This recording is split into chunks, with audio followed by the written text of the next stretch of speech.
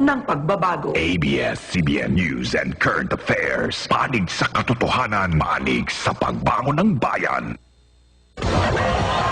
Sa ulo ng mga nagpapagang balita, harapan ng mga vice presidential na puno ng tensyon at matinding sagutan. Ng gobyerno na dapat Yung pong DAR po ang Sandali tinatanong lang ko. po. Oras ko po ito. Huwag niyo pong kunin. Ako po ang naglinis ng inyong mga estero at nagbabaha kayo ron.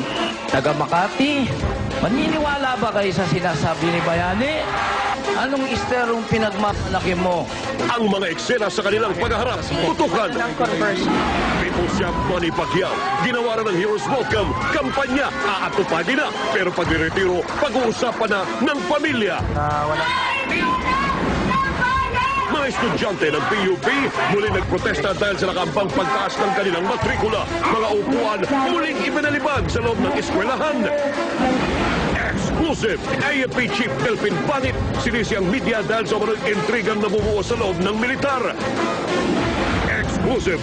Brother Mike Velarde inako ang pagpapalihis ng C5 Road na naunang ibinintang kay MP Presidential Candidate Manny Villar. Senate investigation, handa niyang harapin.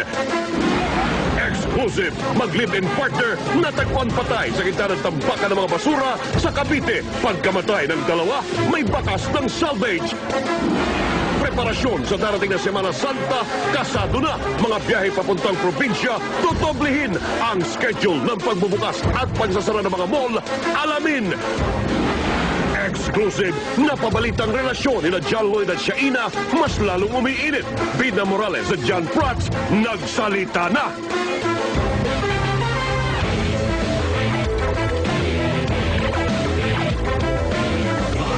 Mula sa ABS-CBN News Center, Manila, ito ang TV Patrol World!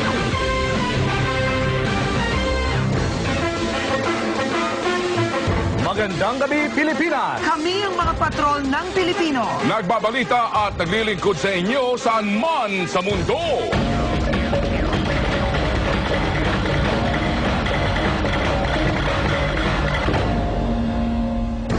Patapos na araw na lamang bago ang halalan sa Mayo.